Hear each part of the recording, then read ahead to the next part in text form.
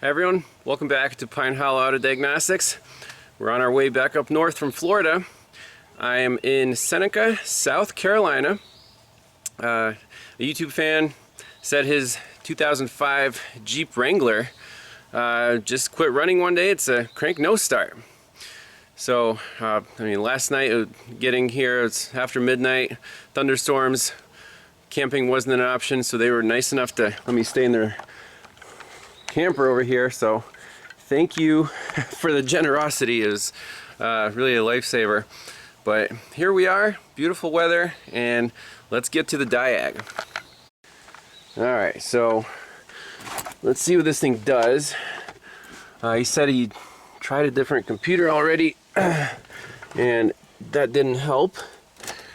So key on. Where's our check engine light?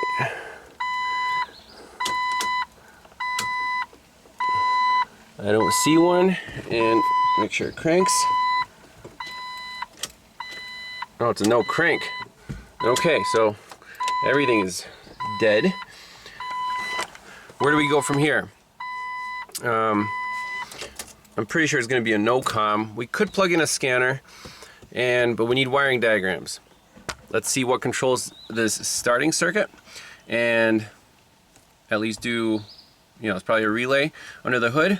Start there and see where this goes. Alrighty, I got the starting circuit pulled up. So, ignition switch, powertrain control module, there's a clutch pedal position switch, and then from the power distribution center we have a power feed to this engine starter motor relay. Okay, and here's our relay in the power distribution center. Control side, load side. Control side is controlled by the PCM. So that would make sense. If the PCM is offline, the starter is not going to engage.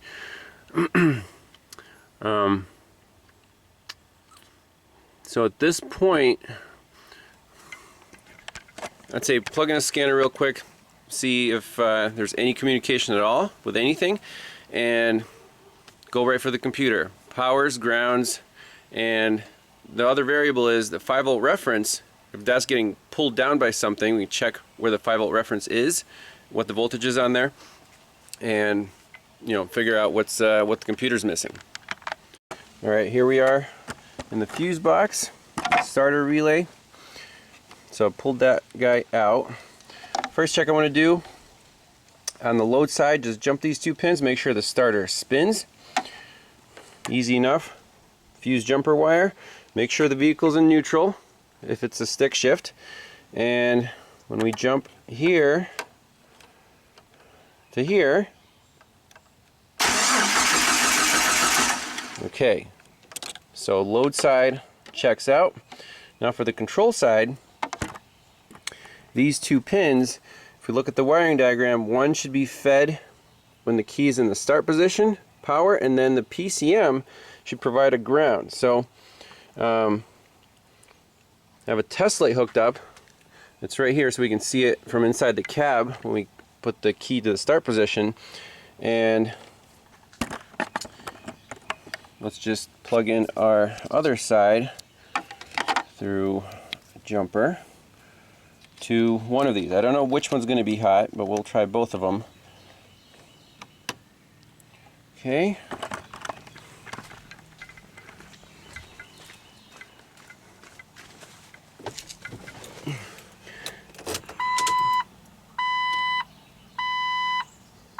Well, guess wasn't that one. Move it to the other side. Here.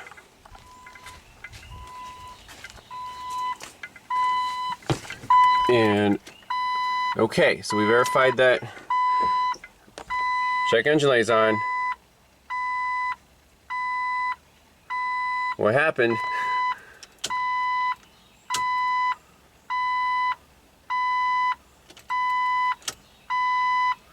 Now it's off. Uh-oh, we might have an intermittent problem here. But anyways, that light turned on. So we know that the power fed to the control side of the starter relay. So right here from A, comes right from our ignition switch in the start position, boom, that side's good. So now, let's move the test light to battery positive.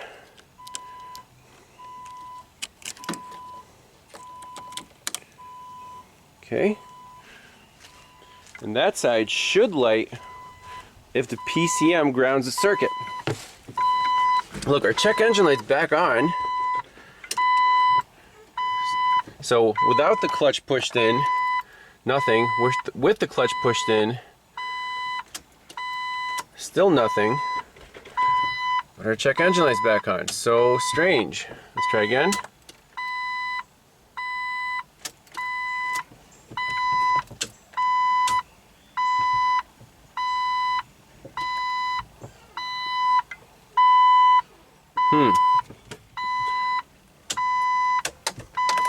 Oh, that beep's so annoying.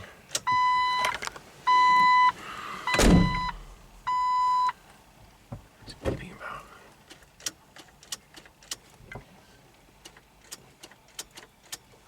Okay, interesting. So let's plug in a scanner, since, look, it just popped on for no reason, and now still it would not crank. Very interesting. All right, here's a full code scan.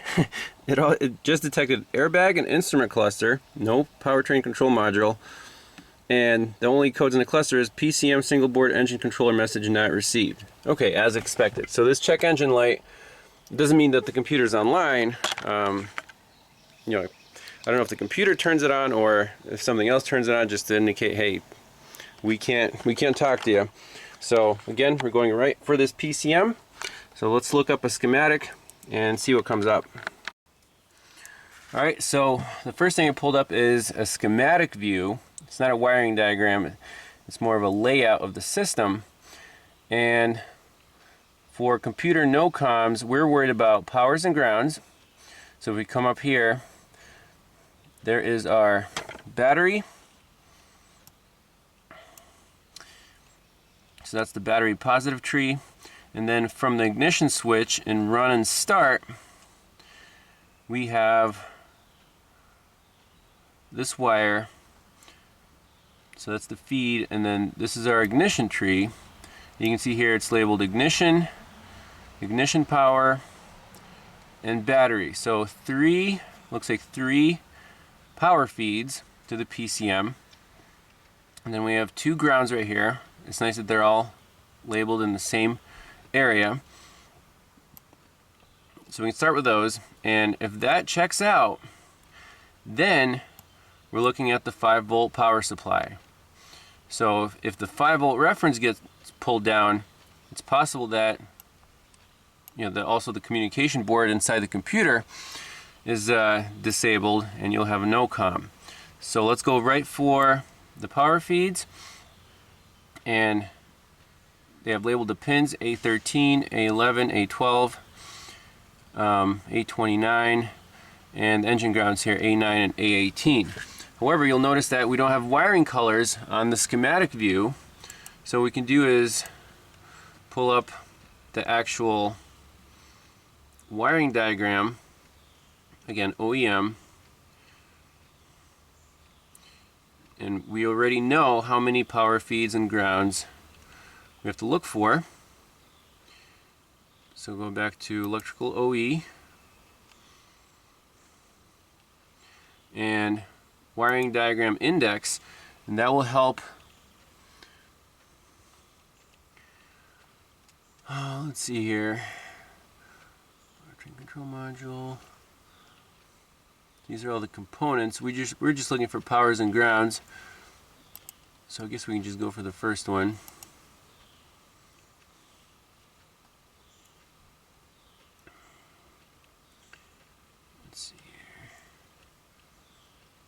Okay, there's the fused battery power, the two grounds, so we're going to write those down.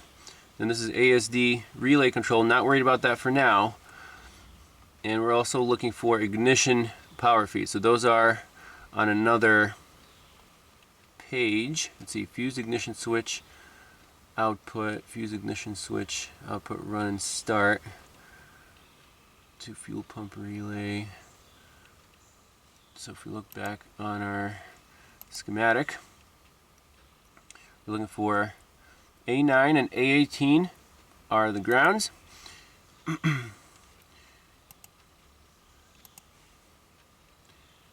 So that's these guys right here. Now A9 and A18 are, you know, the pins, but the connectors like C1, C2, C3, they're not going to be the same as,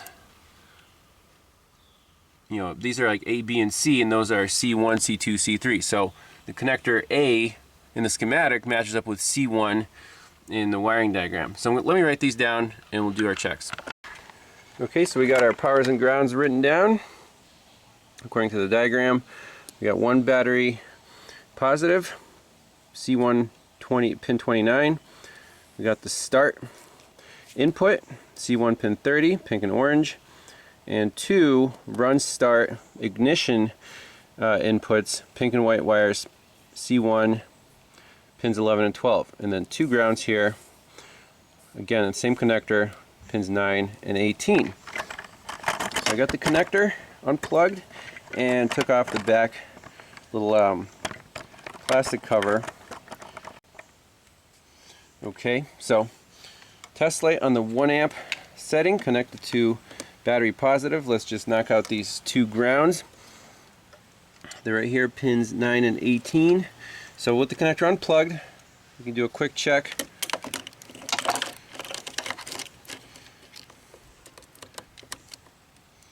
Make sure the test light's in the picture there. That's pin 9, pin 18, good. Now let's put the test light on ground and check that battery positive, the red wire, C1 pin 29. Uh-oh. Boom. Interesting. Let's turn the ignition key on and check this pink and white wire. So that's promising. So when I turn the ignition key on, that light should light up.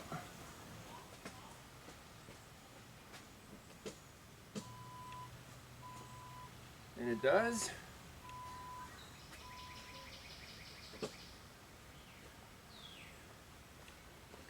We can also check, so let's check these off. So the two grounds, good, good.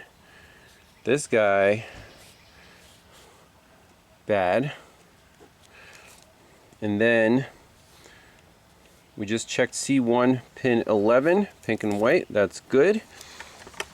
And interesting to note that pin 12 is actually blocked off. So, and this model only has one ignition pink and white wire. So this one will be not applicable. And the last one we can check is the start circuit, C1 pin 30, pink and orange wire.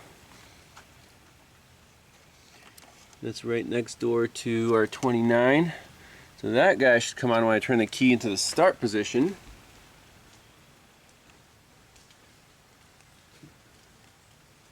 Right.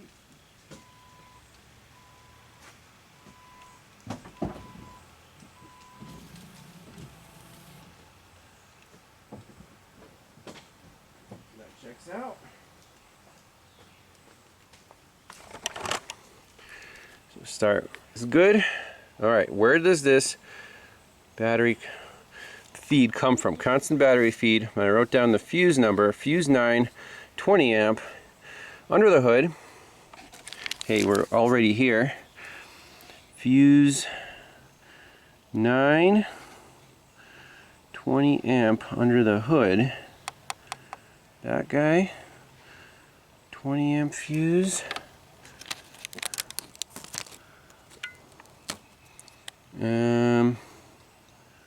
Definitely under the hood. Fuse 920 amp ASD. So it's going to be 2 and 2 over. This guy right here. Now, let's look up the power distribution diagram for this fuse and see if it goes anywhere else. See if there's an easy place to check the output of this fuse instead of, you know, taking it out and... I mean, does it look blown? Does it look blown to you guys? Pop this little cover off. We'll peek in there. So I popped the fuse out. It still looks intact. And checking these 2 pins in here. Yes, one of them's hot, so the other one should be hot when this fuse is in. So back to the diagrams. So this 20 amp fuse number 9 also feeds the automatic shutdown relay in the fuse box. So that's a perfect location to check, you know, how far does this feed go, and if it's, you know, where does it, it's a broken wire, no question about it. So it comes out of the PDC on 2 legs. It goes to the automatic shutdown relay load side, so we can check it right there. And if it's good there, we still need to check maybe on connector C104 or C102, depending on the option. You know, check that red wire. So let's go to the ASD relay, and that is relay number 29 on the load side. Sure enough, we have a feed on 1 leg, so it's good to there. Next step is find that intermediate connector and see if the power feed's making it that far, and just following the wiring loom from the box down across. Here's our connector C1, and that kind of loops down there, and it looks like there's a big splice right here. So I'm not exactly sure where connector C104 is, but we'll locate it on the service info and do our checks. Alright, so this is the point in the diagnosis where, yes, we found the missing power feed to the PCM. Now, instead of, you know, this broken wire could be anywhere in the harness. It could take another hour or more to actually find it. However, we want to be 100% that we're not missing anything else. And here's where the bypass check is invaluable. So we're just going to be that fuse, 10 amp fuse, right from battery positive to that constant feed. Not going to hurt anything if, you know, if there's a short somewhere down the line. This fuse would have blown, so it's not a shorted wire. So we're completely safe doing this. Here we go. Fuse is still good. Now let's see if the truck fires up. And if we have communication on the scanner, because everything was offline. And did I put in all the relays here? ASD, yep, starter's good. So this is all set.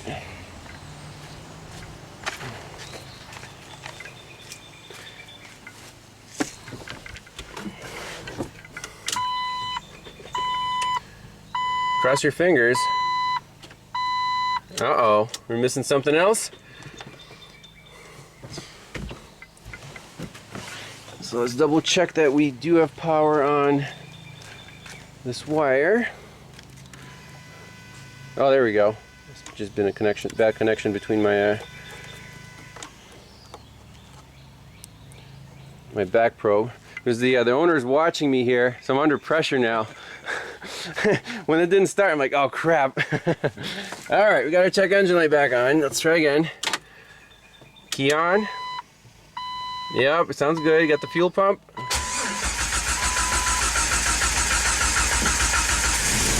Yeah. We'll let it run, warm up a little bit. Plug in the scanner. See what's going on. Alright, so right into the engine menu. Let's look at our codes. We have communication, and the code is CKP sensor circuit. Now, did you unplug any of the sensors while doing the testing? Okay. So we'll just clear this out and make sure everything's good. It had an intermittent oxygen sensor code prior to this, but it would just come on for an hour and then. Okay. Now, are all the sensors plugged back in? Yes, should be. Let's see, clear codes, yes. Resume. When key, engine is off and key is on. Engine off, key is on. Resume, continue, codes.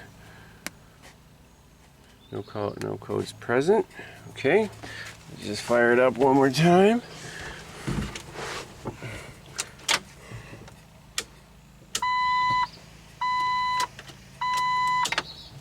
Let's see here.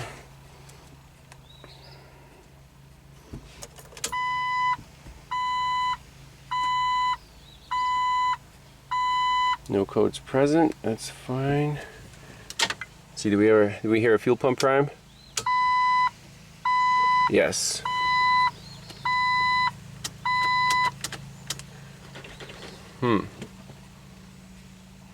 Why does it not want to crank?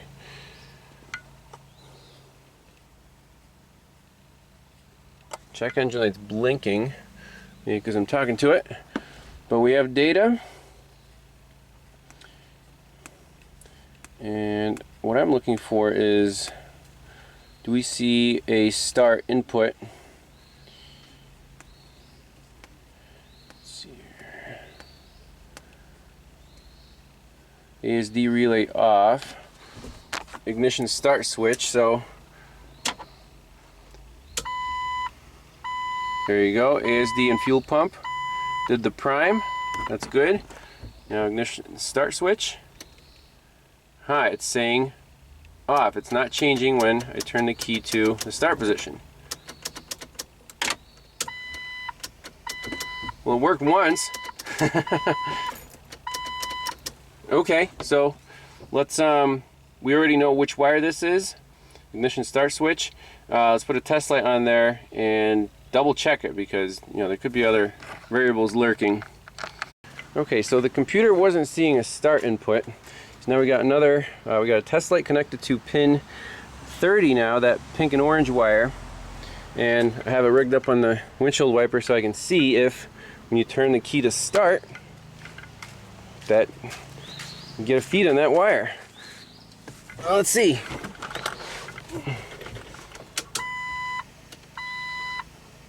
No, we do not. And we definitely did before when we did the preliminary power checks. So question is, what changed? That circuit is not related to the constant battery power.